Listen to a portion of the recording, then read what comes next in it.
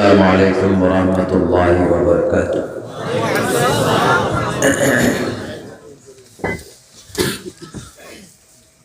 ان الحمد للہ نحمده ونستعینه ونستغفره ونؤمن به ونتوکل علیہ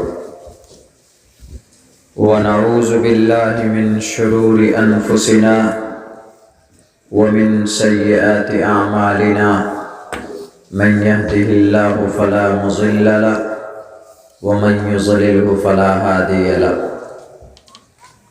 ونشهد أن لا إله إلا الله وحده لا شريك له ونشهد أن سيدنا ومولانا محمدا عبده ورسوله أما بعد فأعوذ بالله من الشيطان الرجيم بسم الله الرحمن الرحيم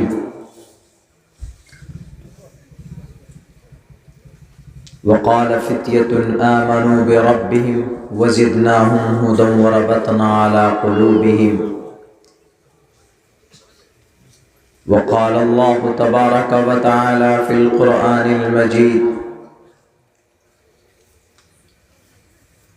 من أطاع الله ورسوله فقد فاز فوزا عظيما قال النبي صلى الله عليه وسلم من احیا سنتی عند فساد امتی فله اجر 100 شہید وقال النبی صلی اللہ علیہ وسلم شاب نشأ فی عبادت اللہ فهو فی الجنہ او کما قال النبی علیہ الصلاة والسلام. In the name of Allah, the most gracious, the most merciful, all praise and thanks are Allah's, the Lord of the Alameen, mankind, jinn and all that exist. You honor only the truly judge. The day of recompense, it means the day of resurrection. You alone we worship.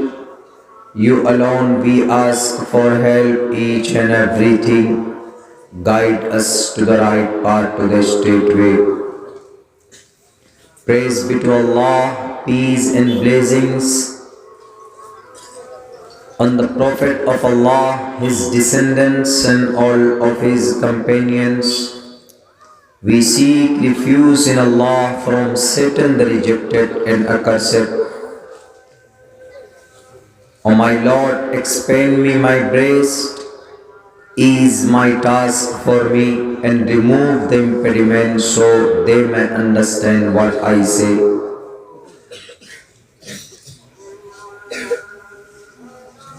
Vasudeva Sutam Devam Kansachanur Mardanam Devaki Paramanandam Krishnam Vande Jagat Guru Maha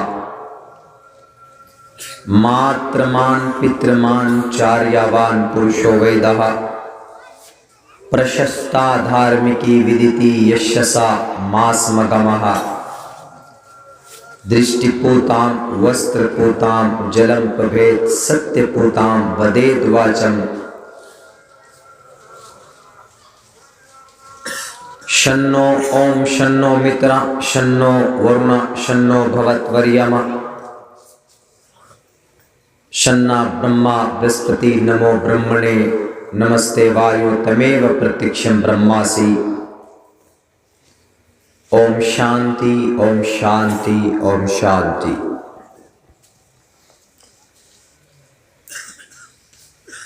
محترم جناب صدر جلسہ، حضرات علماء کرام، اس بستی کے اور آس پاس سے تشریف لائے ہوئے ہمارے سماج کے غیور مسلمانوں اور ہمارے نوجوان ساتھیوں، اور اپنے گھروں میں تشریف فرما ہماری سماج کی ماں اور بہنوں،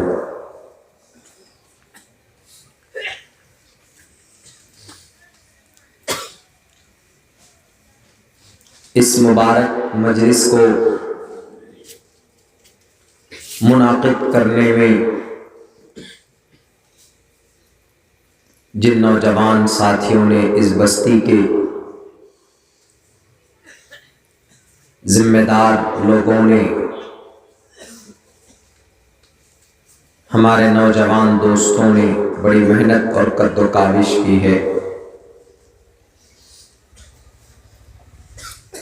مدرسے کے طالب علموں نے، انہوں نے بھی کافی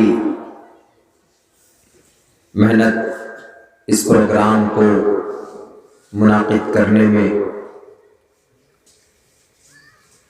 ہم اللہ سے دعا کرتے ہیں کہ اللہ تبارک و تعالی سب کی محنت کو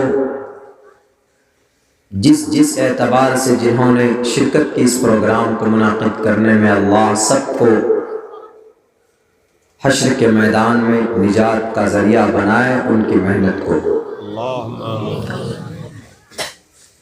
میں بہت دور سے چل کر آپ کے اس پروگرام میں شریک ہوا ہوں۔ میں اتر پردیش مظفر نگر میرٹھ کے علاقے میں کل پروگرام تھا میرا، وہاں سے رات 3 بجے چلا ہوں۔ آج مغرب کی نماز کے بعد میں آپ کے اس پروگرام میں پہنچا ہوں، اور آپ کی بھی کافی کوشش اور انتظار آپ کر رہے تھے اس پروگرام کا، اس مجلس کا، علماء کرام کی تقریر کا، خصوصاً نوجوان طبقہ جنہوں نے بہت محنت کی ہے، تو مناسب سمجھتا ہوں کہ حضرات نوجوان ساتھیوں اور سماج کی ایک پہچان، ایک ریڑھ کی ہڈی مانی جاتی ہے نوجوان طبقہ، ان کے تعلق سے خصوصاً کچھ بات میں آپ لوگوں کے سامنے پیش کروں۔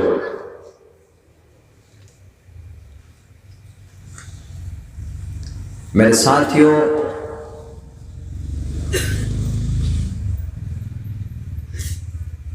اللہ تبارک و تعالیٰ نے انسان کو ایک عمر دے کر اس دنیا میں ایک زندگی دے کر بھیجا۔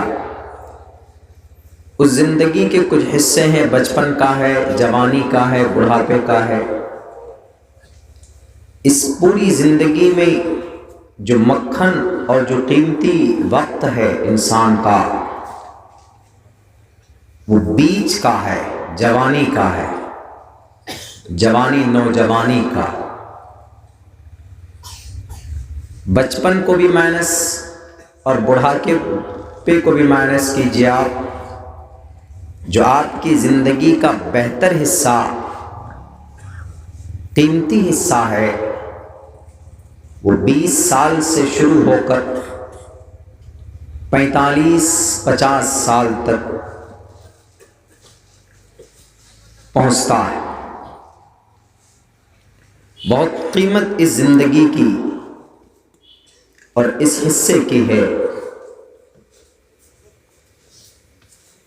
اللہ تبارک و تعالیٰ کی نظر میں بھی اور محمد الرسول اللہ صلی اللہ علیہ وسلم نے الگ سے زندگی کے اس حصے کے بارے میں اس کی فضیلت بیان کر کے گئے، اور اس کو یوں ہی ضائع کرنے پر اللہ کے نبی علیہ الصلاۃ والسلام نے اس پہ وعید بھی آپ علیہ السلام سنا کر کے گئے۔ اللہ کے نبی کا فرمان ہے کہ وہ نوجوان جو اللہ کی مرضی کے مطابق، اللہ کے حکم کے مطابق زندگی گزار کر کے جائے، شاب نشأ فی عبادت اللہ فہو فی الجنہ، کہ اس کی زندگی گزر رہی ہے اللہ کی حکم کے مطابق، تو مرنے کے بعد وہ انسان جنت جائے گا، وہ نوجوان جنت جائے گا۔ ایک اور حدیث میں ہے، کل قیامت میں سوالات کیے جائیں گے، 5 سوال، ان میں سے ایک سوال نہیں بلکہ 2 سوال۔ ایک تو آپ کی پوری لائف کے بارے میں، from the start, from the childhood to the end your life, آپ کی بچپن کی زندگی سے لے کر آپ کی عمر کے بارے میں۔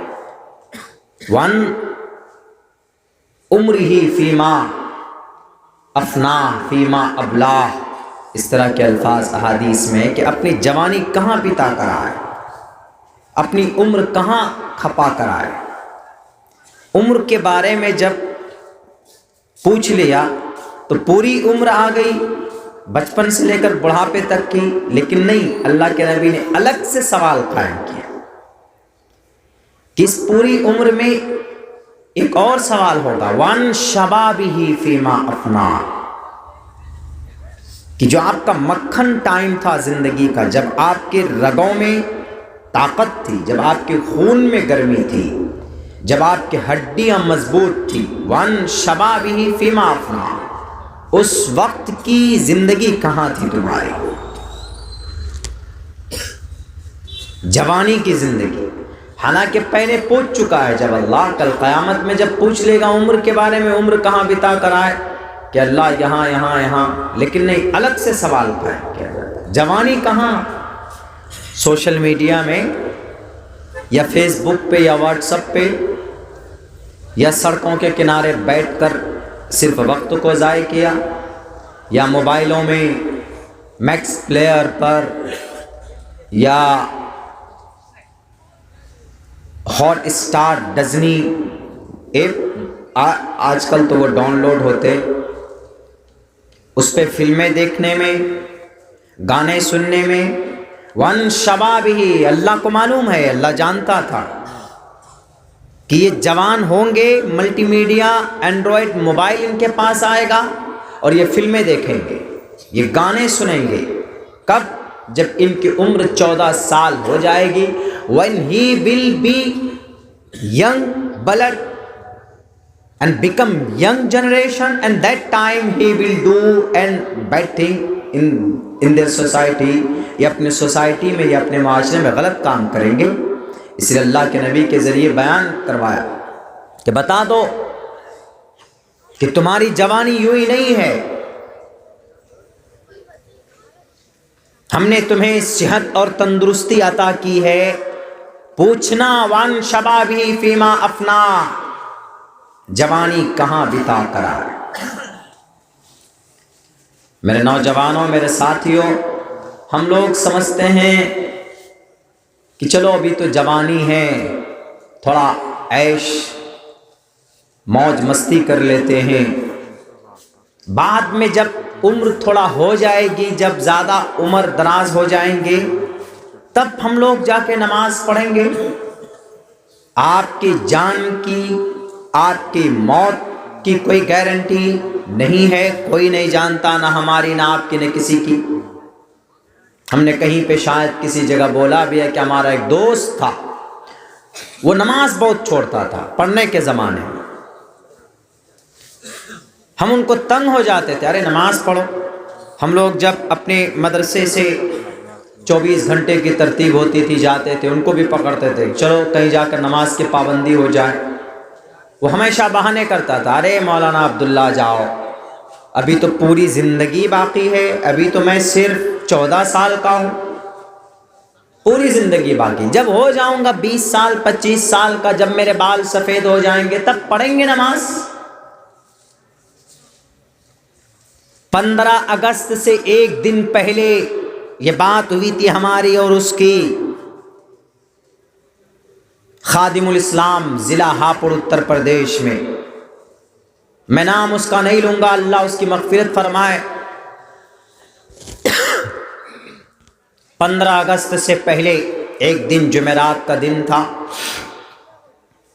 ہم نے اس کو کہا بولا کہ مولانا بھی بہت زندگی، پڑھیں گے نماز۔ نماز چھوڑ بہت بستا تھا، وہ نماز کے ٹائم بیت الخلاء میں گھس جاتا تھا جا کے چپکے سے کہ نہیں پڑھیں گے نماز۔ ایسے بہت بچے کرتے شرارتی، نماز کا ٹائم ہوا بیت الخلاء میں جا کے بیٹھ کے اندر سے کنڈی لگا کے سو جاتے۔ تو وہ زیادہ کرتا تھا. ایک روز ہم نے کہا کہ نماز تو پابندی سے پڑھ لو، بنا وضو کے ہی پڑھ لو چلو. سردی میں بچے مدرسے میں اس طرح کی شرارت ہم لوگ بہت پہلے کر چکے. بہت ٹھنڈی ہوتی تھی، بنا وضو کی نماز پڑھ لی جا رہے. وہ ایک نادانی، ایک بچپن کا ایک سیزن، ایک الگ ٹائم ہوتا ہے. تو ان کو بار بار کہتے تھے نماز پڑھا کرو. وہ یہی کہتا تھا کہ نماز پڑھیں گے بھی، ابھی تو جوانی آئی بھی نہیں. کرکٹ کا بہت شوقین تھا، پڑھنے میں بھی بہت تیز تھا. نحو میر، میزان سب سے پہلے یاد کرتا تھا. وہ آدھے گھنٹے میں یاد کیا، بند کر کے بس کرکٹ کی باتیں شروع کرتا تھا. ہم لوگ پناہ مانگتے تھے کہ بھائی مجھے سبق یاد کرنے دو، تمہارا یاد ہو گیا تم ادھر جاؤ، ہم لوگوں کو یاد کرنے دو. وہ آدھے گھنٹے میں یاد کر کے بس الٹی سیدھی حرکت شرارتیں کرتا تھا، ہم لوگوں کو پڑھنے نہیں دیتا تھا. اس نے بولا ارے ابھی تو بہت زندگی ہے باقی. جمعرات کے دن چھٹی ہوتی ہے، وہ چھٹی لے کر گھر جاتا ہے، گھر کے لیے نکلتا ہے، ٹرین پکڑتا ہے. دن میں ٹرین پکڑتا ہے، شام کو اس کا چھوٹا بھائی بھی ساتھ میں ہوتا ہے اور کہتا ہے کہ چلو مجھے، ہم دونوں گھر چلتے. اپنے چھوٹے بھائی سے کہتا، اچانک گھر جانے کی ترتیب بن جاتی. رات کو 2 بجے تقریباً ٹرین میں شاید گیٹ پر بیٹھا یا کیا ہوا، واللہ عالم بالصواب. اس کا چھوٹا بھائی سیٹ پہ بیٹھا ہے، اس کا بڑا بھائی استنجے کے لیے باتھ روم گیا، ٹرین کے اندر ٹوائلٹ میں گیا، بیت الخلا گیا اپنی ضرورت کے کسی اس سے. وہاں پہ جا کے کچھ دیر میں دیکھتا ہے کہ کچھ سفید چیز ٹرین سے گری نیچے. تو وہ لڑکا جو چھوٹا تھا اس کو تھوڑا وہ ہوا، وہ دوڑ کر آیا، دیکھا کہ اس کا بھائی گر گیا ٹرین سے. وہی لڑکا جو کہہ رہا تھا کہ ابھی بہت زندگی باقی. وہ چھوٹا بچہ رات کو 2 بجے چلایا، چیخا، پولیس والوں کو کہا کہ سر میرا بھائی گر گیا ٹرین سے، ذرا وہ کیجئے. تو پولیس والوں نے دھیان نہیں دیا، سوچا چھوٹا بچہ ہے کچھ ویسے ہی بول رہا ہوگا. جب وہ بچہ چیخ چلا کر تھک گیا بیٹھ کر، وہ گھر گیا. ایک دن میں گھر پہنچا. وہ بھاگلپور کے علاقے کا تھا شاید. وہ پہنچنے کے بعد تب اپنے ابا سے جا کے کہتا ہے کہ بڑے بھائی کا وہ ٹرین سے گر گئے. اس کو یاد تھا کہ فلاں فلاں جگہ راستے میں مغل سرائے، ایک جگہ جس کو آج پنڈت دین دیال اپادھیائے نام رکھ دیا، یہ لال بجکر صاحب. پہلے مغل سرائے تھا اس اسٹیشن کا نام. آج بھی جو نوجوان پڑھنے کے لیے جاتے ہیں دارالعلوم شاہی مراد آباد، سہارنپور، دارالعلوم دیوبند، تو وہ اسٹیشن بیچ میں آتا ہے. وہ دارالعلوم دیوبند کے راستے پر، الہ آباد کے راستے پر، اس جگہ کے آس پاس میں وہ لڑکا گرا تھا. اس نے کہا کہ وہاں اس جگہ پر وہ رات کو 2 بجے بھائی صاحب گرے، چلیے کہیں پر ہوں گے وہ. تب خبر جب پھیلی تو پولیس والوں نے اگلے دن دیکھا کہ پٹری کے اوپر اس کی لاش پڑی ہوئی. ایک دن پہلے اس کو یہ گمان تھا کہ میری زندگی ابھی 14-15 سال کی ہے، میں ابھی جوانی کو جاؤں گا، جوان ہوں گا، اور پھر جوانی کے بعد پھر میں بڑھاپے میں جاؤں گا، تب میں نماز شروع کروں گا. لیکن اس کو یہ معلوم نہیں ہے کہ اس کی موت آج ہی اللہ تبارک و تعالیٰ نے اس کے ماتھے پر، اس کے پیشانی پر لکھ دیا. موت ہو گئی اس کی. ایسی موت ہوئی کہ اس کی لاش نہیں ملی. اس کی لاش کو پولیس والوں نے لاوارث سمجھ کر اس کو جلا دیا، شمشان گھاٹ میں لے جا کر، اور گنگا کے اندر بہا دیا. یہ عبرت ہے ہم لوگوں کے لیے. اس کو معلوم ہی نہیں تھا. اس لیے نوجوانوں، اللہ نے آپ کو جوانی دی ہے. بڑھاپے کی عبادت اتنا قابل قبول نہیں ہے، اتنا محبوب نہیں ہے جو آپ کی جوانی کی ہے. اس لیے کہ اس وقت شیطان تمام تر طاقت کے ساتھ اور تمام خواہشات کے ساتھ وہ آپ کے رگوں کے اندر دوڑتا ہے.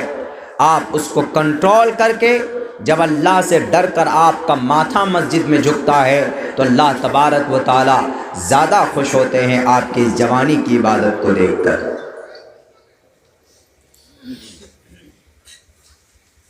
اور یہ نہیں سمجھیے کہ اب آپ عبادت کریں گے تو پرسنلی آپ کے لیے رہے گا، آپ ایک مثال بنیں گے سماج کے لیے، ہمارے بھارت جیسے اس دیش کے میں لوگوں کے لیے، قوم کے لیے.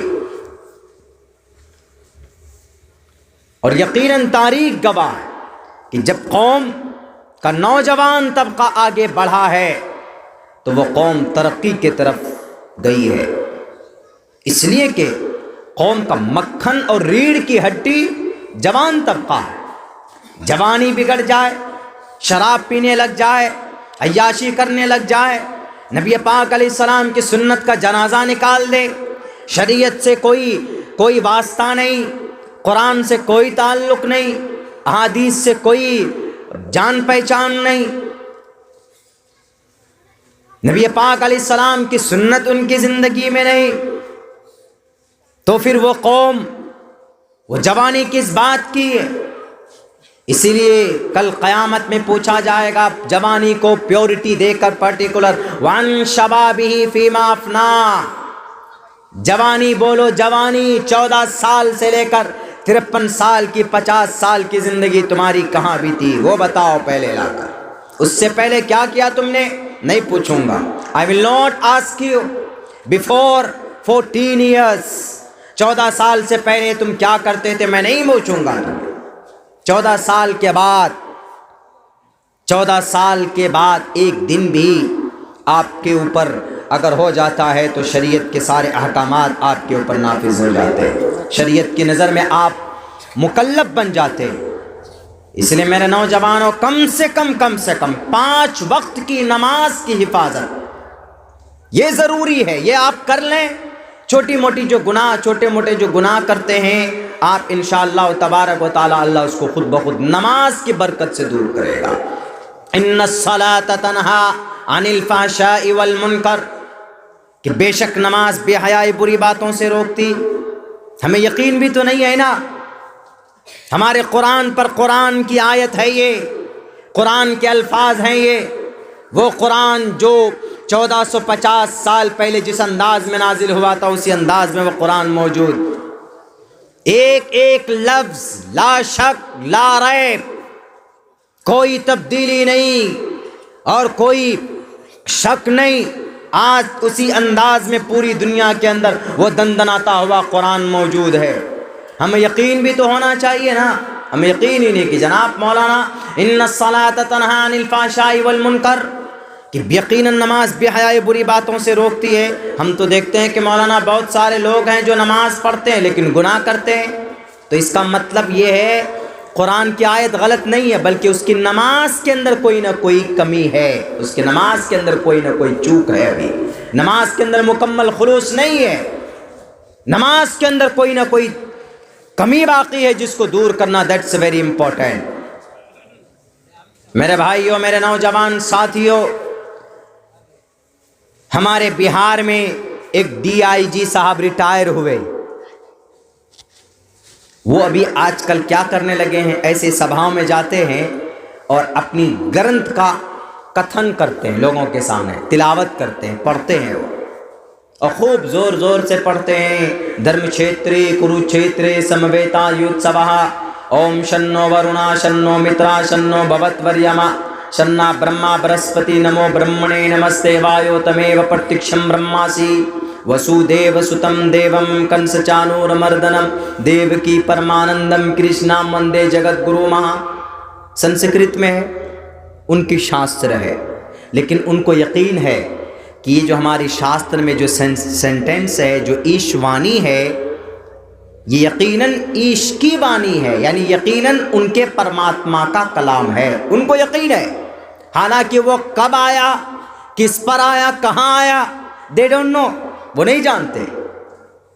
آپ کے قرآن سے پوچھو قرآن کہاں سے آیا، کس پر آیا، کب آیا، کیوں آیا، تو قرآن بتائے گا کہ نہیں بتائے گا؟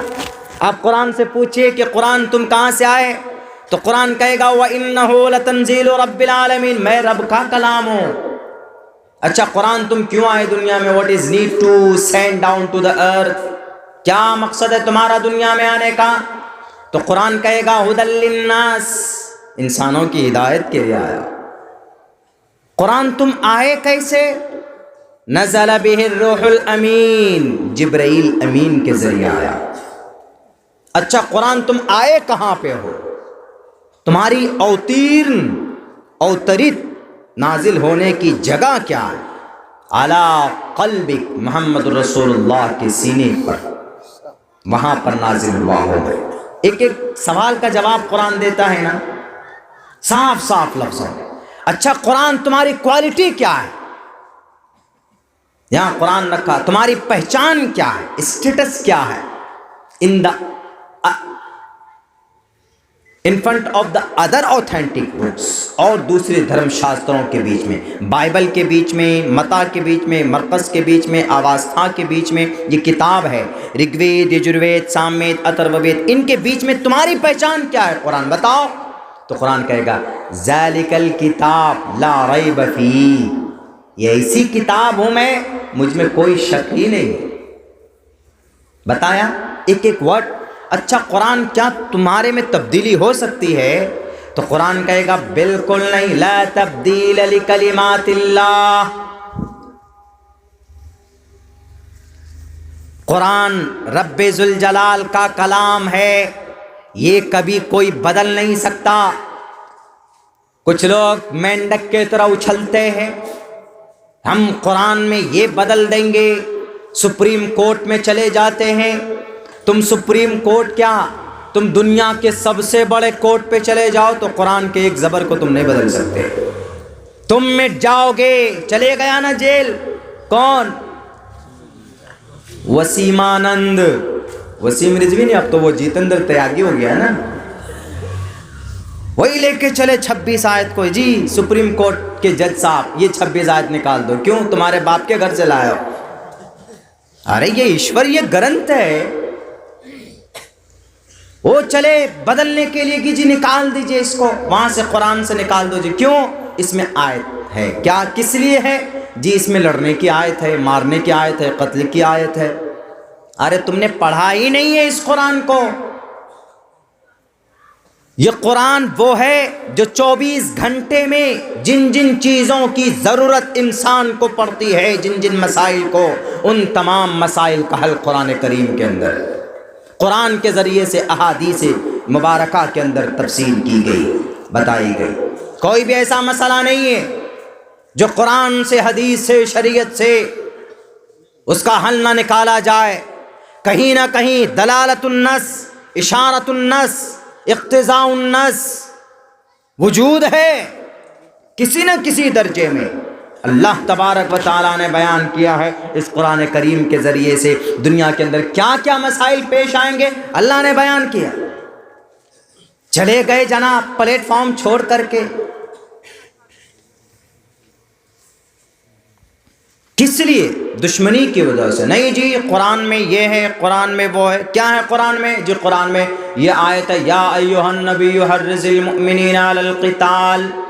یہ قرآن میں دیکھیے اللہ کے نبی کو اللہ کہہ رہا ہے کہ قتال پر لوگوں کو ٹریننگ کے لیے تیار کرو، لوگوں کو مارنے کاٹنے کے لیے بلاؤ اے محمد۔ ان کا اعتراض ہے قرآن پر، کہاں؟ یہ 10ویں پارے میں ہے، جا کے سورہ انفال میں، یا ایھا النبی حرض المؤمنین علی القتال، 10ویں پارے میں اس آیت کو بھی لے کر چلے گئے سپریم کورٹ۔ تو سپریم کورٹ کا وکیل وہ بے وقوف نہیں تھا، وہ لال بجکر نہیں تھا، وہ سمجھدار تھا۔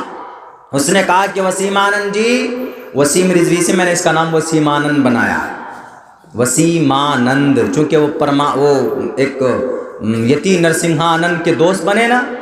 اور ہریدوار میں جو بھی دھرم سنسد ہوا تو سب سے پہلے اندر کون گئے؟ یہ جیتندر تیاگی جی، ڈپلیکیٹ ہندو جا کے بن گئے، اور ڈپلیکیٹ مسلمان بھی تھا وہ۔ وسیم رضوی شیعہ مکتب فکر سے تھا، اور شیعہ رافضی شیعہ جو ہوتا ہے اس کے کافر ہونے میں کوئی شک و شبہ نہیں ہے۔ چلے گئے صرف اس بات کی عداوت پر کہ یہ قرآن ہے، آیت جہاد ہے، یا ایھا النبی حرض المؤمنین علی القتال، اس لیے ہم قرآن کو نہیں مانتے، ہم قرآن کے خلاف PIL داخل کریں گے، سپریم کورٹ جائیں گے۔ تو سپریم کورٹ کے جج نے کہا کہ اچھی بات ہے، لے کر کے آؤ، لیکن ہو تم بے وقوف۔ کیوں؟ اس لیے کہ اگر جنگ کی بات قرآن میں ہے تو جنگ کی بات گیتا میں بھی ہے۔ سپریم کورٹ کے وکیل صاحب نے دیکھا تو جنگ کی بات قرآن میں تو 10ویں پارے میں ہے، 1 میں نہیں، 2 میں نہیں، 3 4 5، یہ آیت تو 10ویں پارے میں ہے، یا ایھا النبی حرض المؤمنین علی القتال۔ لیکن شریمد بھگوت گیتا میں تو پہلی آیت میں ہے، پہلی آیت اس لیے بول رہا ہوں پہلے ادھیائے میں ہے۔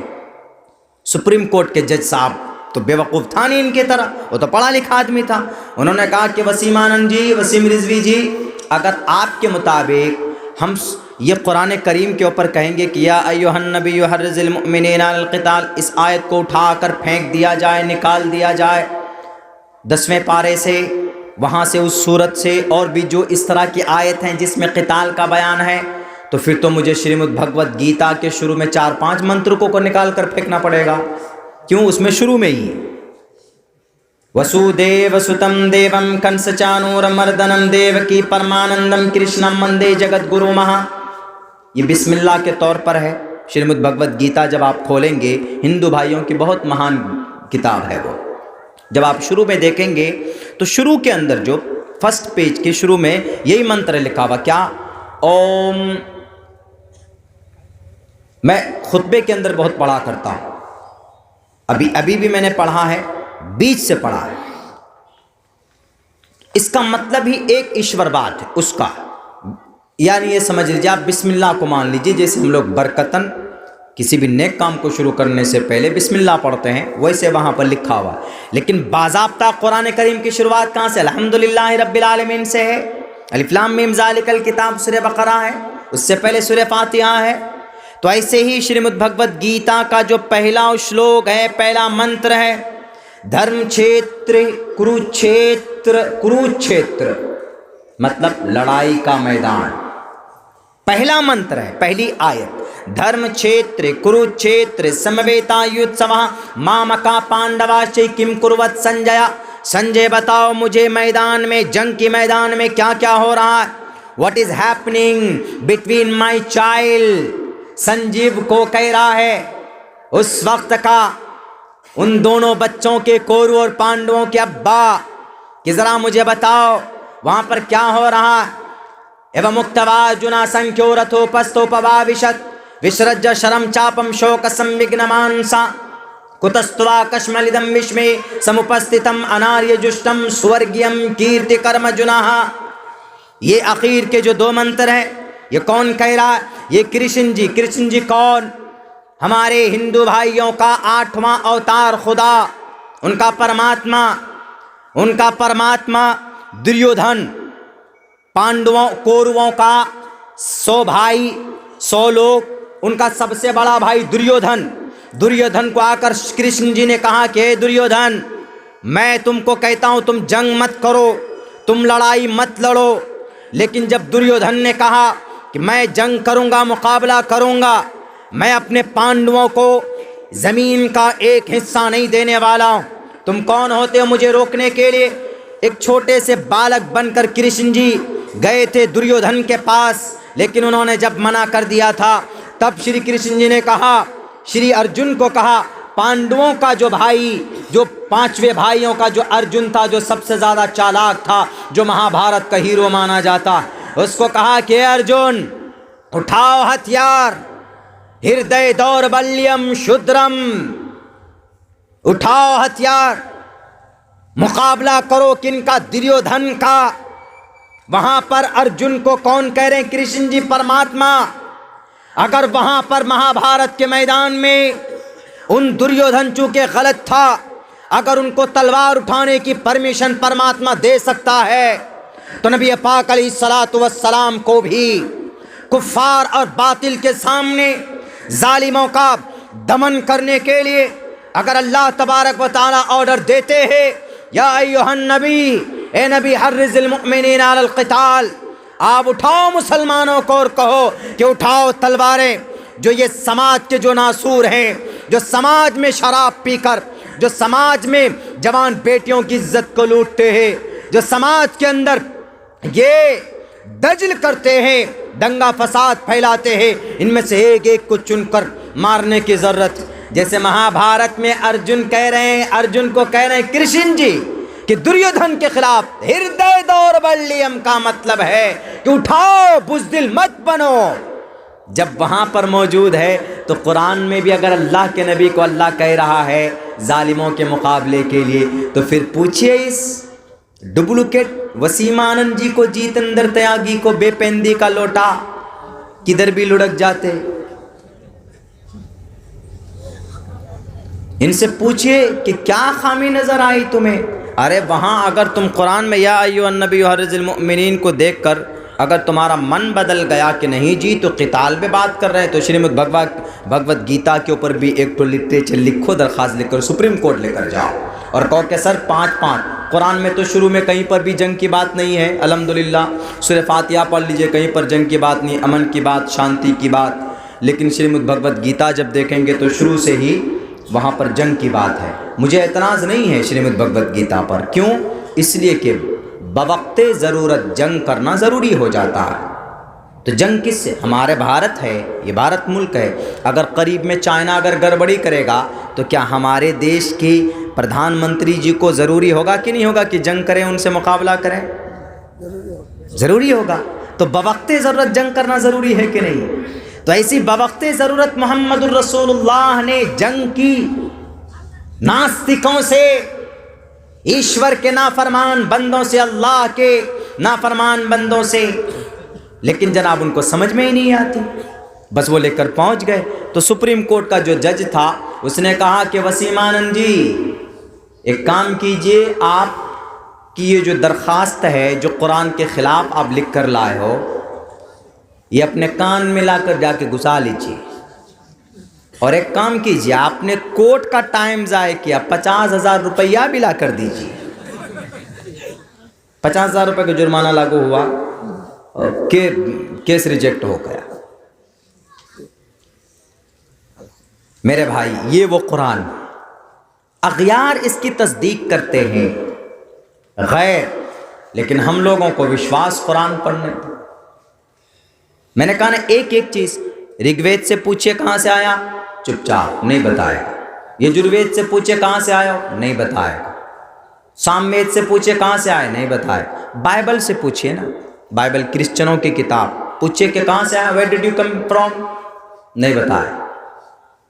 تمہارے اندر ہے کیا، نہیں بتائے گا کچھ بھی نہیں، اس لیے کہ اس میں بائبل، امریکہ کا بائبل دیکھیں گے کچھ اور ہے، برٹانیہ کا بائبل دیکھیں گے تو کچھ اور ہے، رامائن تلسی داس کی جو رامائن دیکھیں گے کچھ اور ہے، اور والمیکی رامائن دیکھیں گے تو کچھ اور ہے، لیکن قرآن کہیں کا بھی دیکھو سیم، کہیں کا بھی دیکھیں آپ قرآن، انڈیا، نیپال، عراق، افغانستان، امریکہ، لندن، یورپ، اٹلی، جرمنی، کہیں کا بھی دیکھیں قرآن سیم یہی، الحمدللہ سے شروع، من الجنت والناس، لاس ددن 3,22,000 الفاظ، کوئی کمی بیشی نہیں ہے، لیکن ہم لوگوں کا اعتماد اور وشواس اس میں بالکل نہیں۔ سورہ فاتحہ پڑھ لیجئے، بائبل سے پوچھئے کہ تم کہاں سے آئے، نہیں بتائیں گے۔ متی مرقس لوقا یوحنا سے پوچھئے کہ تم کس لیے دنیا میں آئے ہو، کوئی پیغام ہے جوانوں کے لیے، نہیں بتائیں گے، کوئی پیغام نہیں۔ دنیا میں اچھا کہیں پر زنا ہو جائے تو کیا ہونا چاہیے، کیسے حل کریں جی، رگ وید سے پوچھے نہیں بتائے گا، یجروید سے پوچھے نہیں بتائے گا، بھگوت گیتا سے پوچھے نہیں بتائے گا، مہا بھارت سے پوچھے نہیں بتائے گا، آپ آواستھا سے پوچھے نہیں بتائے گا، دسادیر سے پوچھو نہیں بتائے گا۔ اگر تمام دنیا کے مسئلے کا حل زنا سے کیسے بچیں گے، قرآن کریم بتاتا ہے، چوری سے کیسے بچیں گے، قرآن کریم بتاتا ہے، سماج کے اندر زنا کے معاملات کو کیسے کم کیا جائے قرآن کریم بتاتا ہے، سود سے کیسے بچیں قرآن بتاتا ہے، اللہ کی عبادت کیسے کریں قرآن بتاتا ہے، سماج میں کیسے رہیں گے اللہ کے نبی کی حدیث بتاتی ہے، قرآن بتاتا ہے۔ اگر آپ کے پڑوس میں کوئی غیر مسلم ہے، آپ کے پڑوس میں کوئی کرسچن ہے، یا آپ ہندو ہے، کوئی مسلم آپ کے پڑوس میں ہے، تو کیسے سماج میں رہنا ہے؟ اللہ کے نبی کا فرمان، لا يدخل الجنة من لا يأمن جارہ بوائقہ، وہ آدمی جنت میں نہیں جا سکتا جس کا پڑوسی اس کے ظلم سے محفوظ نہ ہو۔ آج تو جناب خواہ قرآن کو، شریعت کو ہمارے بدعملی کی وجہ سے اس کو بدنام کیا جا رہا ہے، اور خواہ نام دے دیا جاتا ہے یہ قرآن نہیں، یہ شریعہ قانون کی کتاب ہے۔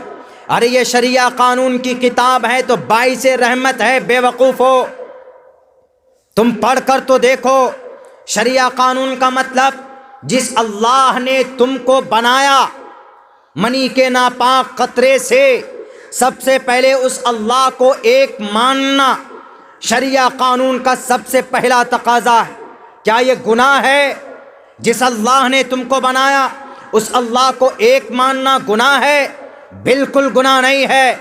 اگر گناہ ہوتا تو اپنی کتابوں کو اٹھا کر دیکھو کہ اس اللہ کو ایک ماننا، جس ذات نے ہمیں اور آپ کو، انسان کو بنایا، اس ذات کو ایک ماننا، یہ دنیا کی کون سی کتاب میں نہیں، بائبل میں نہیں۔ بائبل میں there is no God but one God, there is no Lord but one Lord، ایک ہی اللہ، ایک ہی لارڈ، ایک ہی خدا ہے۔ کیا شریمد بھگوت گیتا میں نہیں، رگ وید میں نہیں، رگ وید میں موجود ہے، صحیح سے ایک وردے کہوا ایک ایوانسمیو وکشویڑیا، پرماتما ایک ہے، ایکو دیوہ سرو بھوتیشو گوڑہ۔ پڑھو نا اپنی کتابوں کو۔ شریعہ قانون کا مطلب سب سے پہلے بیفور آل تھنگز ایک اللہ کے اوپر بھروسہ اور اعتبار اور وشواس رکھنا۔ دوسرے نمبر پر نماز پڑھنا، اور نماز پڑھنا شریعہ قانون کا، یہ شریعت کا آرڈر ہے، کیونکہ اللہ نے پیدا کیا ہے صرف نیوز روم میں بیٹھ کر وہ کسی کی چاپلوسی کرنے کے لیے نہیں، لال بجکر کی جھوٹ کو سچ بتانے کے لیے نہیں، ظالم نیتاؤں کو ہیرو بنا کر پیش کرنے کے لیے نہیں، بلکہ شریعت کا فرمان، جس ذات نے تمہیں بنایا اس کی بھکتی کرو۔